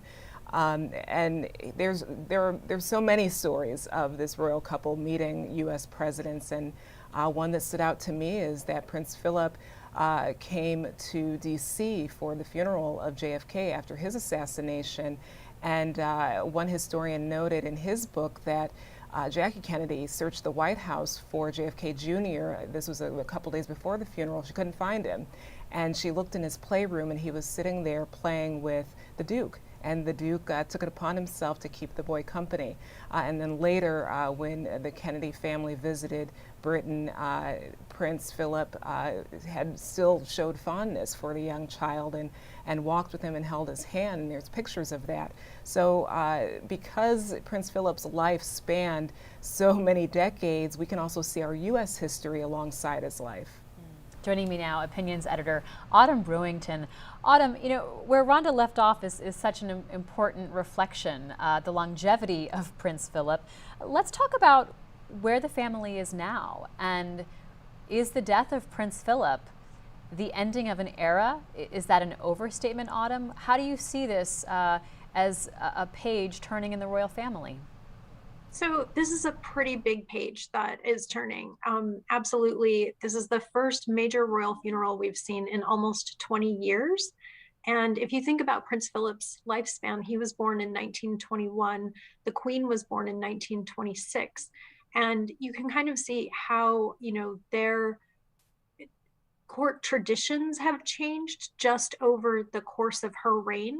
When her grandmother died shortly after she became queen, but before she was crowned, you know, it was still the tradition that, you know, the royals would go into mourning for a year. And Queen Mary left instructions that her death should not affect, you know, her granddaughter's coronation. So they mourned for 3 months, and that was in 1953. Now the royal family is mourning for 2 weeks. It's sort of, you know, they have these very sort of grand traditions that are just part of the monarchy, but it's really, you know, the Queen and her husband have lived for so long. The monarchy has changed a lot just in the span of their lifetimes.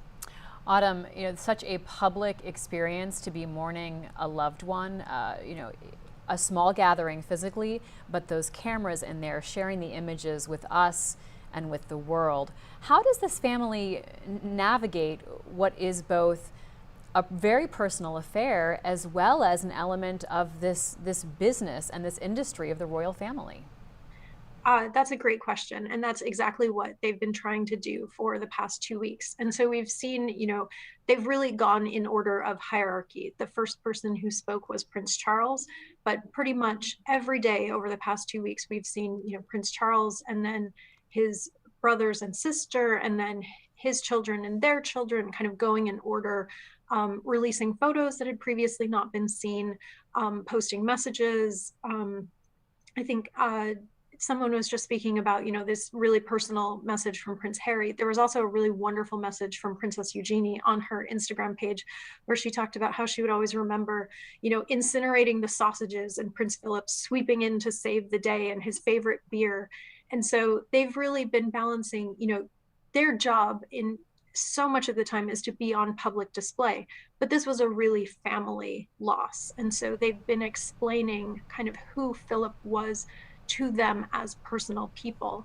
And, you know, since the last major royal death was so long ago, what's happened in the interim is that, honestly, like, social media has just been born. And so, you know, people are so much more used to sharing things and being able to interact. And you've really seen the royal family social media, especially in just like the past 2 years, they've gotten a lot savvier with sharing stories and kind of figuring out how can they give people sort of behind the scenes glimpses of things while also not letting people in too much. So they've really been trying to walk that line the past 2 weeks, you know, sharing more personal stories and anecdotes that weren't known before without kind of, you know, letting the stiff British upper lip get a little too soft. William Booth, our neighbors here in the United States, Prince Harry and Meghan Markle are certainly a subject of fascination to Americans. How much are they being watched where you are in London, and how closely are Harry's actions and any sort of statements they put out being scrutinized right now? I think they're being very closely scrutinized. I mean, one of the narratives of the week was, you know, Harry returns to Britain, or as some of the tabloids put it, you know, Harry comes home, leaving Southern California, leaving the villa in Montecito in Santa Barbara. So people were very interested in how the two brothers who are on the outs, William and Harry, would would get along, whether there'd be any body language, something symbolic to see during the procession. As you're showing there on the television feed, it doesn't really look like it. They're separated by Peter Phillips, who's the son of Queen Anne, the Princess Royal. So you couldn't really, it was not like they hugged it out in front of St. George's Chapel. But many people, including the former Prime Minister, John Major, a Tory Prime Minister, who was kind of an official consort to the two boys after Princess Diana's death in 1997, taking those two fellows under his wing. I mean, he recommended that Harry and William and the rest of the family heal the rift upon Harry's return. And so lots of people are looking for signs of that. I don't think it would have been appropriate for them to do anything at all at the funeral. You know, not that I'm the judge of this, but I mean, but in coming days, maybe there might be some statements from the two brothers or some signs that that some of this turmoil in the House of Windsor is being calmed down. Autumn, why does that matter? I mean, what is the true relevance of that family dynamic in the bigger picture of the royal family as well as the United Kingdom? So William is the future sovereign. You know, how he's able to handle the role, the help that he has handling the role, that's really, people would be interested in, you know, sort of his dynamic with Harry, just because of who they are and the fact that they're Diana's sons. But it is of great interest across Britain if you think about William is going to be, you know, the head of state, and, you know, what help does he have carrying out his royal duties, and, you know, taxpayers are paying for all of this, and like kind of that's sort of what's driving people's question of what's really going on with this family, like who are these people that we support. Amy Gutman joins us now from Windsor Castle, where of course everything has been taking place today. Amy, let's talk for a moment about the Queen and who will accompany her now. Of course, Prince Philip has retired from public life essentially. He's been in ailing health off and on. But this is still a transformational moment for the Queen. What happens next for her? It is a transformational moment, not least of which because once this mourning period is over, that's this 2-week mourning period that will happen on April 22nd, the day immediately following her 95th birthday, she will be of a certain age when, frankly, most people would have slowed down well before their 95th birthday. But her fragility, even though she's quite resilient still and in very good physical health, the fact that she is 95 and maybe a bit more fragile, certainly following her husband's death, is something that the senior members of the royal family have noted, and it's been said by royal aides that one of the senior royal family members will accompany her, at least one, on every public engagement going forward. So this could include her son Prince Charles, Camilla, it could include William or Kate, even Sophie or Edward, and she and Sophie have actually been quite close in recent years. So it could be any one of the senior royal family members to accompany her, which is actually quite touching. Let's go to William Booth for the role of those other royal family members. I mean, how significant will it be for them to continue to appear with the Queen at these events, to assume that role? And what are we watching for in terms of Charles and his future? Yes, an excellent question. I mean, many people say that the Queen will never abdicate, that she will keep chugging on into the end. Then again, no one really completely believes that, right? So if the Queen becomes completely frail and can't carry out her duties, I imagine she would pass the throne to Charles. Charles will appear by her side much more often, I think, now, and probably the others that were mentioned by the other our fellow correspondent. I mean, I think probably not Andrew, not Harry. They won't be there, but Charles will, and some of the others will. I think that will be important. Charles is well liked in Britain as the future king, but not top of the field. I mean, Bill, even the way that you said that was sort of with a bit of possibility and hesitancy. I didn't hear the full-throated embrace that we might have heard for the Queen, as you were talking about the love of the British people for the Queen earlier. Yeah, I mean, the Brits love the Queen, but they kind of like Charles. And so for the monarchy to continue, it's best if they really like the king or the future king.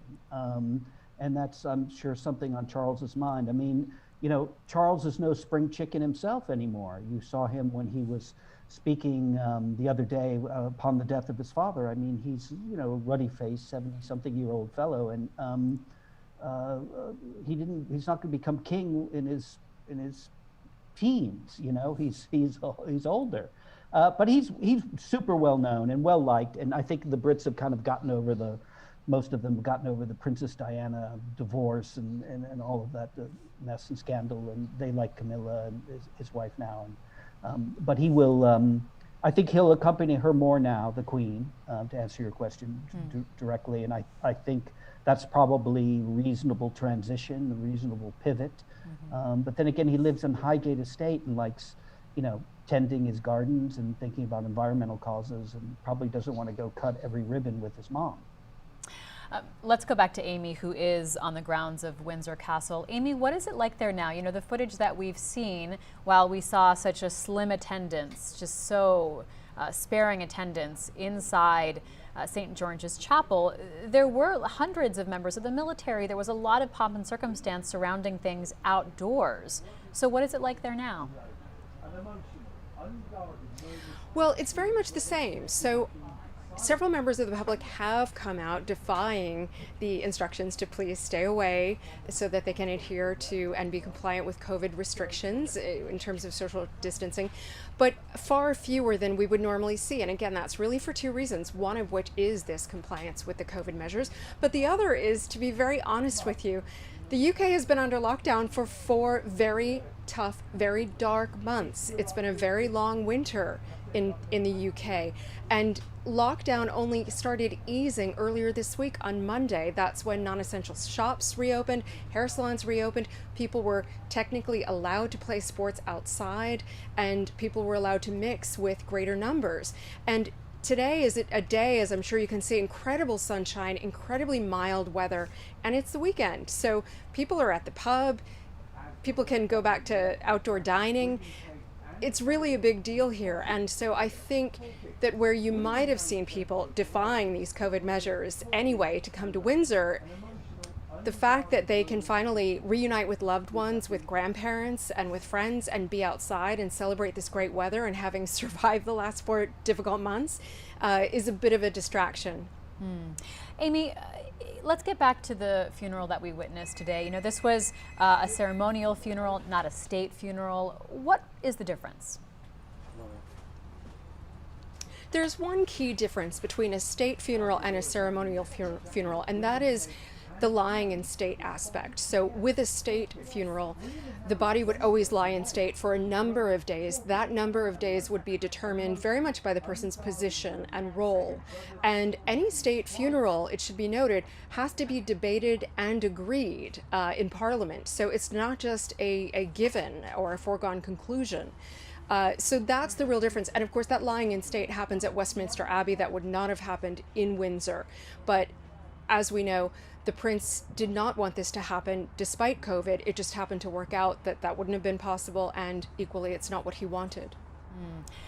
Let's go back to Autumn for a look into the future. So Autumn, what will you be watching in the royal family as they adjust to life without the Duke of Edinburgh? So I think what Bill was just talking about in terms of, do we see Prince Charles out with the Queen more? Do we see Prince William out with the Queen more?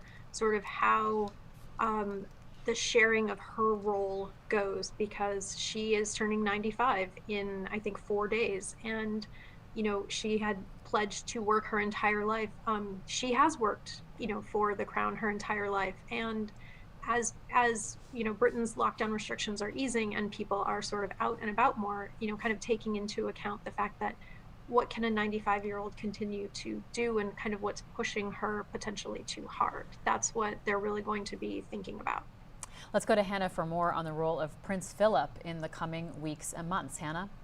Well, the role of Prince Charles. Excuse me. Thank you, Hannah. Sorry about that. Philip's role is done and he gets to rest at last. But something to bear in mind, as Bill Booth was just saying about Prince Charles taking this bigger role, being in the public eye more, perhaps that he might enjoy less, as Bill said that he likes to tend to his garden. Something to bear in mind is that something that the Queen has accomplished is to not do anything, in the sense of politically she has remained so neutral. There have only ever been very minor little whispers of what her opinion might be on any given topic. And even something as big as Brexit, for example. And she's stayed out of politics and seen that as her role as a constitutional monarch, having some power, ceremonial power, and at the end of the day is a working monarch, but is really playing this role of not meddling in politics. Whereas Prince Charles has actually is a more active behind-the-scenes lobbyer of politicians. And there has been some reporting about that over the years, about his getting from big to small issues, weighing in on things. And that might be something that rubs the British public the wrong way, because the contract of having a queen, having a monarchy, is that doesn't happen. And there might be feelings that that is an undemocratic thing to happen. And so Prince Charles really has to get out there and try to win some of this love that the Queen has earned over a half century, much more than a half century, I should say, and that might be a tall order. And the same goes for William after him too. There's the importance of managing that public love and lack thereof when the case may be, and particularly in light of this big cultural behemoth of The Crown, which I think is why Americans in particular are so aware of and interested in Philip and his funeral and Prince Charles. They have these decades, years of carefully managing their reputations, that now there's this, in a way that only Netflix could, this inner look at imagining what their lives might be, and which is frankly not always flattering, and which you couldn't really make a show like The Crown in Britain. You can only be that critical and sort of scandalous, I think, on American television or on Netflix. So there's a lot of that reputation and image management that the whole line of succession has to be thinking about. Amy, how much of the British attention now is on Queen Elizabeth, and what happens with the royal family going forward? Is the loss of Prince Philip seen as a pivot point? I'm not sure how much it's seen as a pivot point. I think broadly speaking, yes, it's sort of the end of an era, or marks the beginning of an end of an era. Certainly that era continues with the Queen. When she eventually passes, that will officially mark the end of the era. But I think we will see a slow passing of the torch to Prince Charles. I would say Prince Charles is probably a little bit better placed than one might have imagined previously to capture the hearts of Brits. He probably has been seen as a little bit too stodgy, a little bit too emotionally distant, but I've been quite surprised just in the last week seeing his outpouring of emotion, which is something that we wouldn't have dreamt of seeing years ago. So hearing him refer publicly to his dear papa, seeing him shed tears at memorial tributes, the teddy bears and Land Rovers and piles of flowers placed as a tribute to his father. Again, these emotional signals are things we wouldn't have expected to see from Prince Charles. I think if he keeps showing us this side of him and keeps doing things that are good for the crown, good for the monarchy and the greater public, then I think he'll have a lot of support. And just one last thing to add, I think it was his idea and the Queen's idea jointly to open up Buckingham Palace this summer for public picnics on the lawn. This was a nod to the end of lockdown and a symbol of how much they want to break down these walls that are perceived to be surrounding the castle.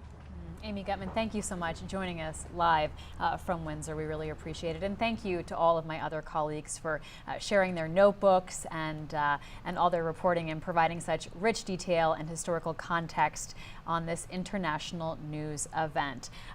Thank you so much for taking the time to watch with the newsroom of the Washington Post. Take care.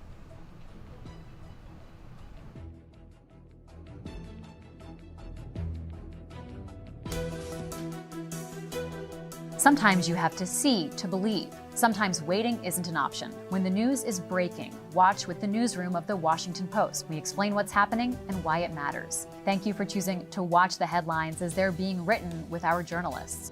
You can subscribe with a special offer, an entire year of the Washington Post for $29. Go to WashingtonPost.com/watch. Subscribing through that link lets everyone here, from the front lines to the control room, know that you care about our continued efforts to inform the public, protect the First Amendment, and foster a healthy democracy. We could not do this without you.